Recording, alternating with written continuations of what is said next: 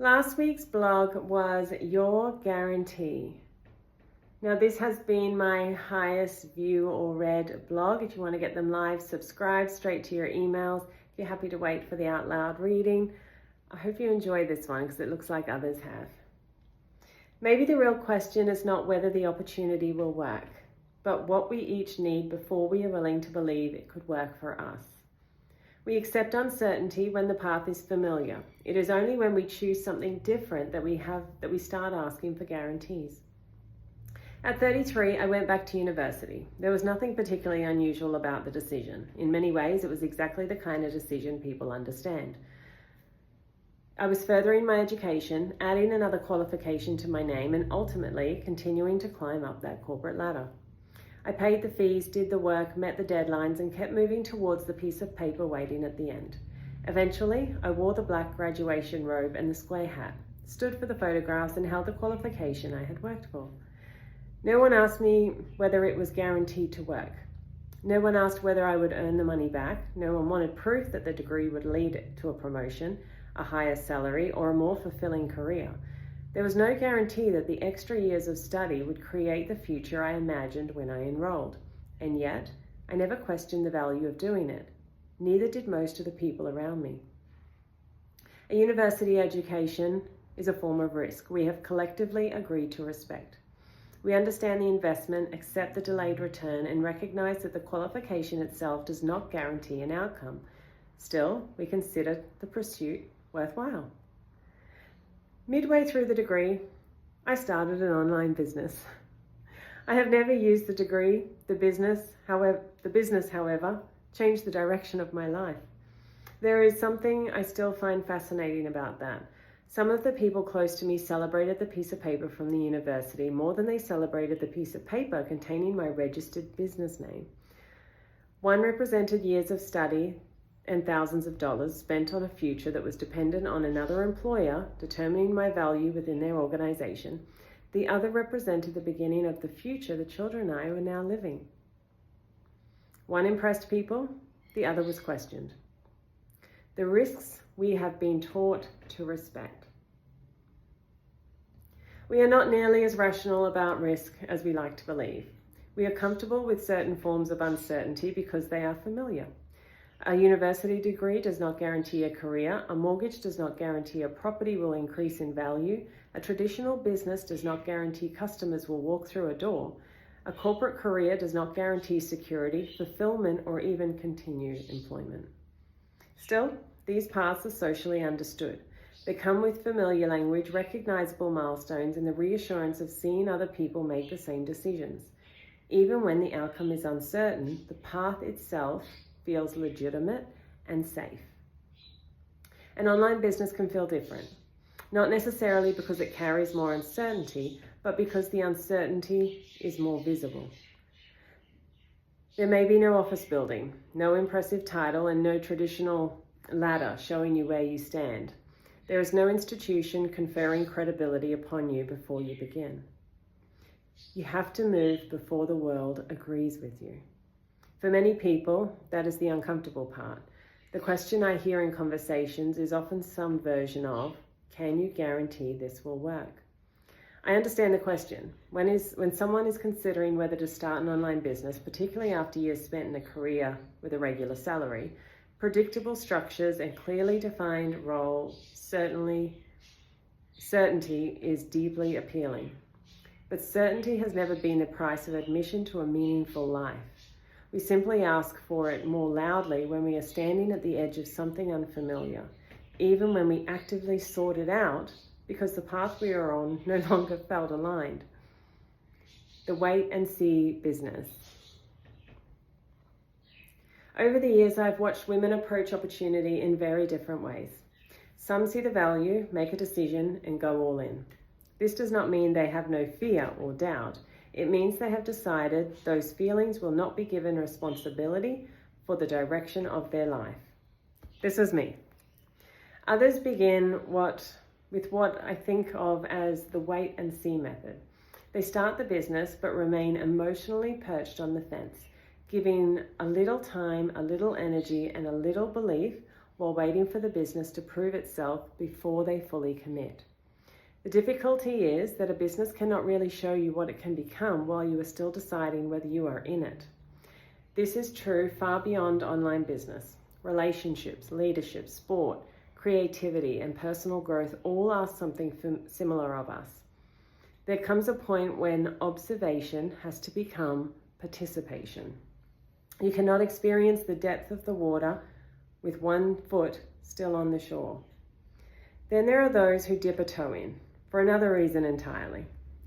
They are not really testing whether the business works. They are testing whether success is available to them through it. A woman can look at the evidence that other people have built successfully, online businesses, and still wonder whether she could do the same. She can understand the model, see the opportunity, and recognize the potential while remaining uncertain about her own place within it. The doubt is no longer about the business, it has become personal.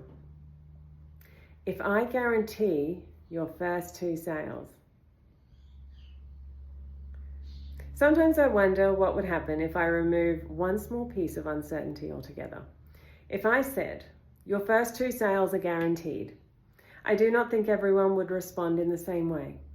The woman who saw the value from the beginning and dived in may barely change at all. She was already moving, not because she was certain of the outcome, but because she had decided the opportunity was worth finding out. The woman sitting on the fence might finally choose a side. Perhaps the guarantee would be enough for her to stop watching the business from a safe distance and begin immersing herself in the momentum of building something. For the woman who started with the wait-and-see approach, knowing the first 2 sales were coming might change the way she behaved while she waited. She might give the business more of her attention, more time to develop, and more room to become something before asking it to prove itself. And then there is the woman who never really doubted the business at all. She has seen the results, understands the model, and knows success exists within it. Perhaps she already understands that creating something of her own may ultimately offer more control over her future than depending on another person or organization to determine her opportunities. She is wondering whether that success exists for her. For her, 2 guaranteed sales might mean something entirely different. They might offer temporary relief from the question she has been carrying. Can I do this too? That is where the idea of a guarantee becomes interesting to me, because the same 2 sales could mean something different for every woman. Evidence to one, momentum to another, permission to someone else, and almost nothing to the woman who had already decided to begin. The guarantee does not tell us much about the business. It tells us what each of us needed before we were willing to move. But there is still the question of what happens after the second sale. The guarantee ends, the business continues, and whatever you believed about yourself before those 2 results had not necessarily disappeared simply because they arrived. Perhaps that is why success cannot really be handed to us in the form we think we want it. A result can reassure us for a moment, show us what is possible, and even change the way we see ourselves. But eventually, we still have to decide what we believe we are capable of creating next. What we are really asking for. We speak about success as though it is an event waiting to happen to us. The promotion arrives, the client says yes, the business takes off, the right person notices us. The timing finally works. This can make success feel strangely external, as though our role is to position ourselves correctly and wait for proof that we have been chosen. Building a business taught me something different. Success is rarely one big movement. More often, it is the accumulation of skills that initially feel uncomfortable and eventually become part of who we are. You learn to communicate and follow through. You learn to keep going when the immediate evidence is quiet, to make decisions without polling everyone around you, and to separate a disappointing result from your identity. You choose yourself.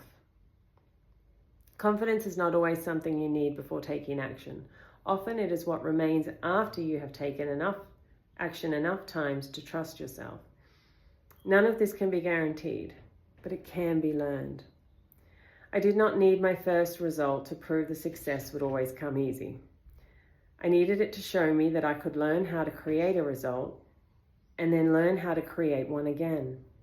Those are very different forms of confidence. One depends on circumstances continuing to cooperate. The other belongs to you. The future we allow ourselves to imagine. There is another layer to all of this that has very little to do with business. For some people, the possibility of failure is frightening.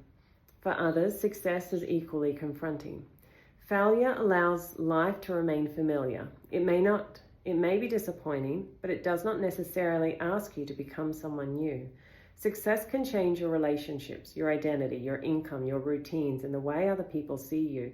It can require you to outgrow the version of yourself that everyone has become comfortable with, including yourself. A woman who has spent years being responsible, practical, sensible, imagining a bigger future can feel almost indulgent. This is particularly true for mothers, women rebuilding after divorce, professionals who have spent decades being rewarded for reliability, and high performers who know how to succeed inside structures created by someone else. We become very good at carrying what is expected of us. Creating something of our own asks a different question. What do you want? Not what is realistic according to your current circumstances, what makes sense to people who have chosen a different life, or what you can justify with a qualification, a job title, or an institution behind you. What do you actually want your future to hold? That can be surprisingly difficult for some, a difficult question for some to answer. Emotional wealth is not built by removing all uncertainty from life. It is built by developing enough self-trust to move through uncertainty without abandoning yourself. That does not mean reckless decisions or blind optimism. It means learning the difference between discernment and fear, doing this research, understanding the opportunity, asking intelligent questions, and then recognizing the point at which more information is no longer the thing you are waiting for. Sometimes what we are waiting for is permission to believe that the life we want could belong to us. And sometimes we were never waiting for permission at all. We had already decided to move. What if it was? So what if success was guaranteed? The answer will be different depending on who you are. Perhaps nothing would change because you were always going to dive in. Perhaps you would finally step off the fence and choose a side. Perhaps you would stop watching and give yourself fully to the process of building. Perhaps you would no longer need the business to prove itself before you allowed yourself to believe in it. Or perhaps the business was never the thing you doubted. Success is not guaranteed. It was not guaranteed when I enrolled at university at 33, when I paid thousands of dollars for each subject, or when I started the business midway through that degree. The difference was never certainty. It was what I was willing to believe had value before the outcome arrived. The degree came with a path the world recognized. The business required me to recognize the path for myself. Years later, one piece of paper sits unused. The other became the foundation of our future. So maybe the question is not simply whether an online business will work. Perhaps it is worth noticing what you are actually waiting for. More information, more evidence, a safer moment, permission, proof that the opportunity works, or proof that success could belong to you. We accept the uncertainty of earning a degree without knowing where it will lead, even though much of what happens next may depend on someone else deciding to employ us, promote us, or determine our value within their organization.